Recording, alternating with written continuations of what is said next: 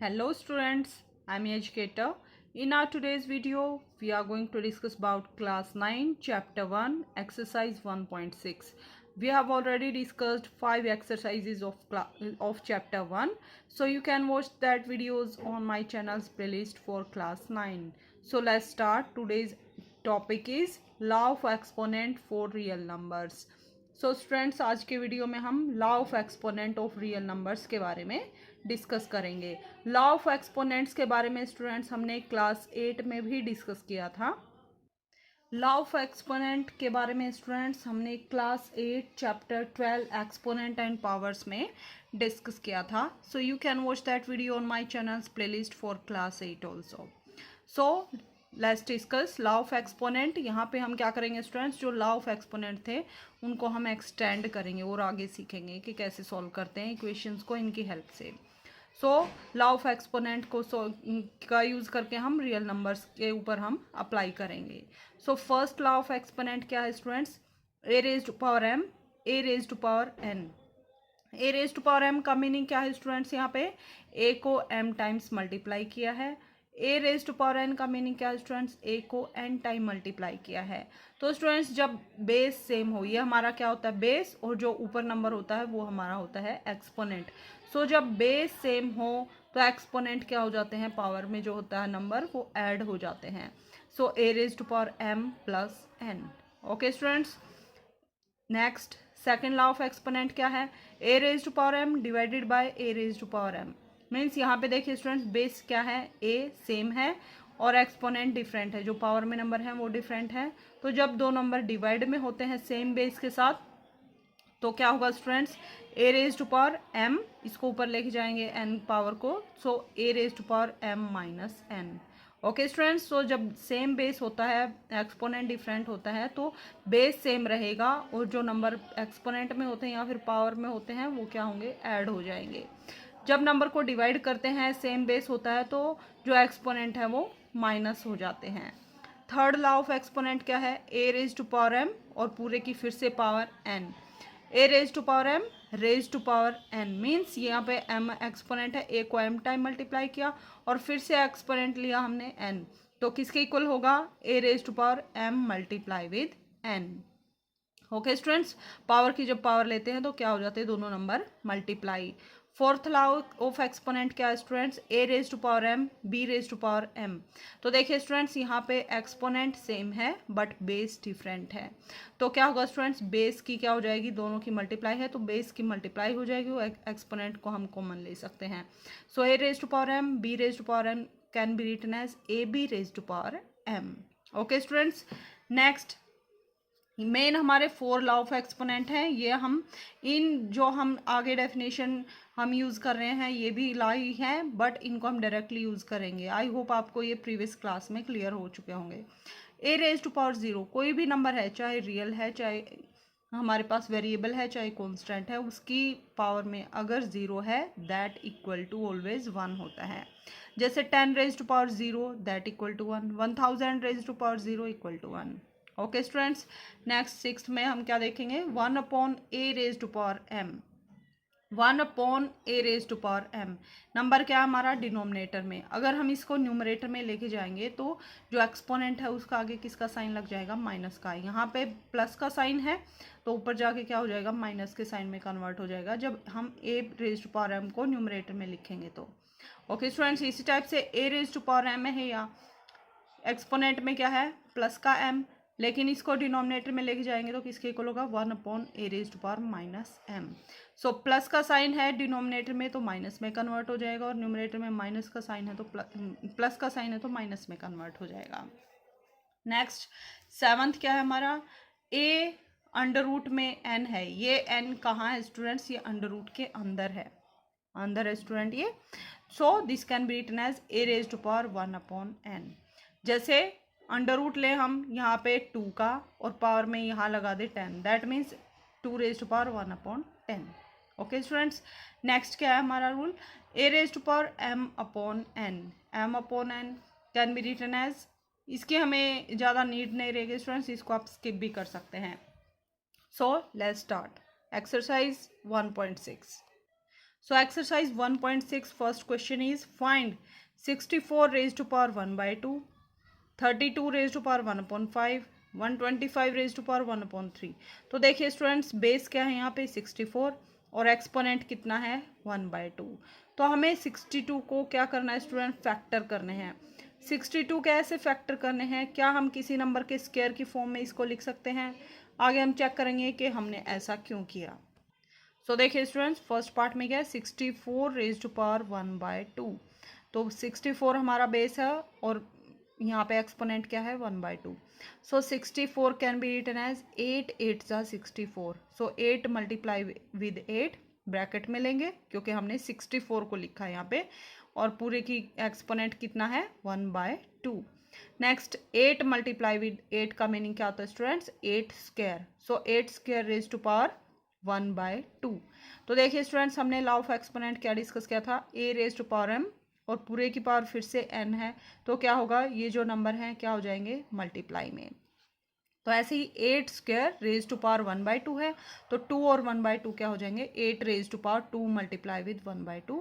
सो 2 से 2 कैंसिल हो जाएगा, यहाँ पे क्या हो जाएगा 8 raise to power 1 that equal to 8। So 8 is our answer. और आप कैसे कर सकते हैं स्टूडेंट 64 के हमें क्या करने हैं student factor.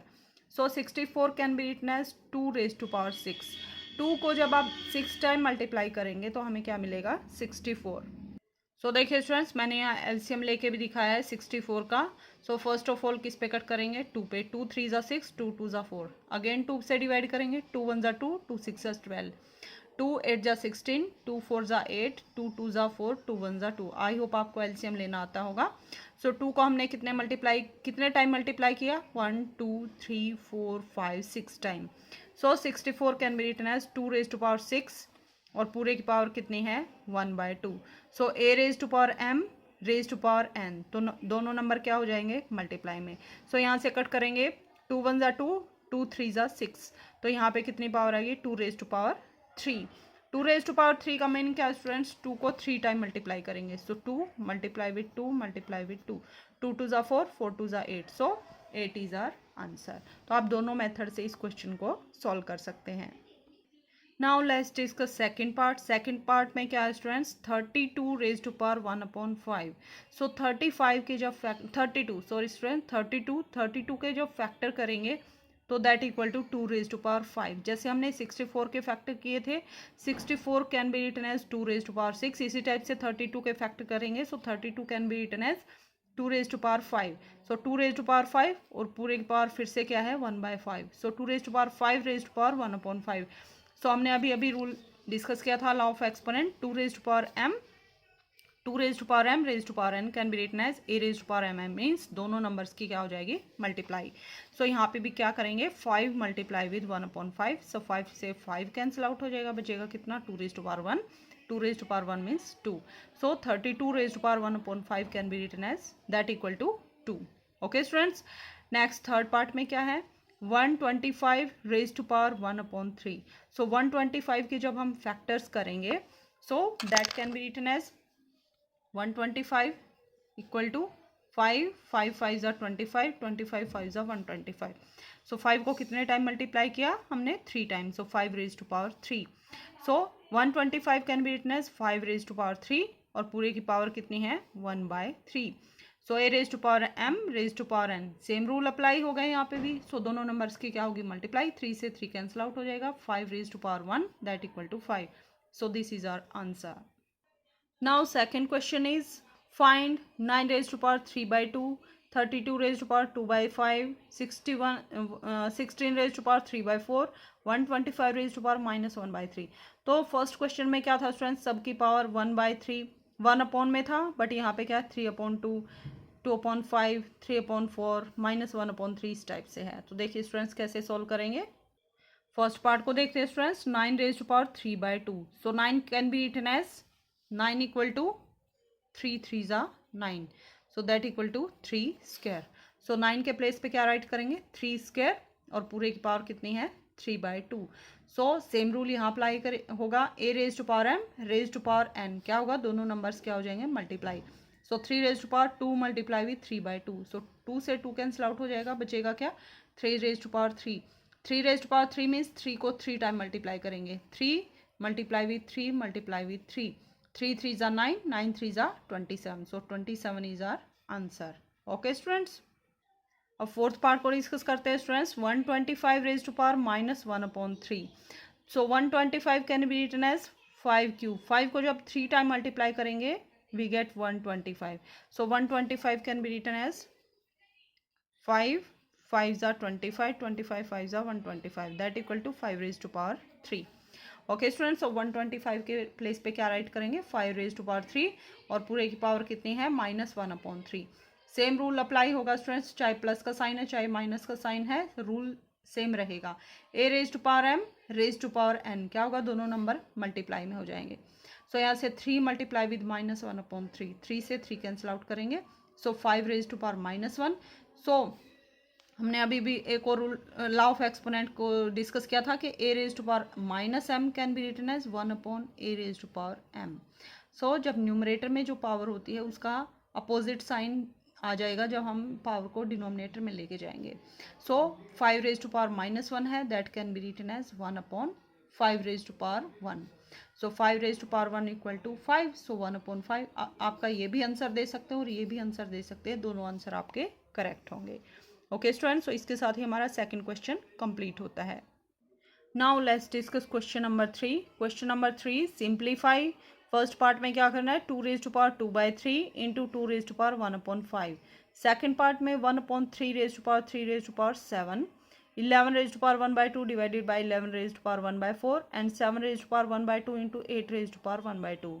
So let's discuss. First part को डिस्कस करते हैं, 2 raise to power 2/3 into 2 raise to power 1/5। So student first part में क्या है, 2 raise to power 2/3 into 2 raise to power 1/5। So अभी अब हमने लॉ ऑफ एक्सपोनेंट में क्या डिस्कस किया था कि जब बेस सेम होता है, एक्सपोनेंट डिफरेंट होता है और दोनों नंबर क्या है मल्टीप्लाई में, बेस सेम है तो क्या होगा, बेस सेम रहेगा और जो एक्सपोनेंट है वो ऐड हो जाएंगे। मीन्स क्या करेंगे, 2 raise to power 2/3 plus 1/5।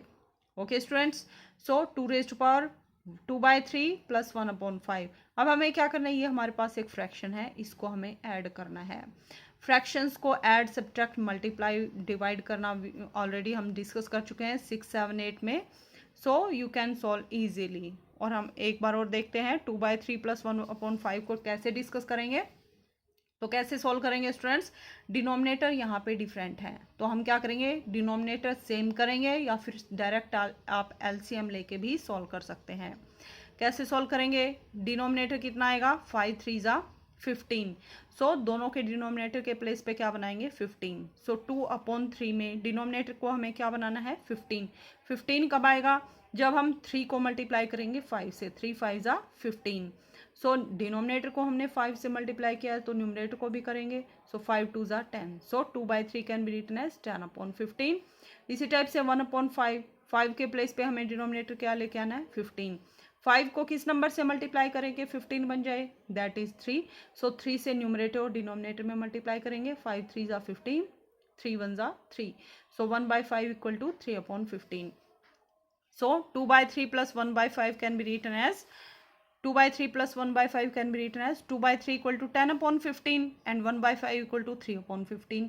So denominator same है, base क्या हो जाएंगे, add 10 plus 3 equal to 13।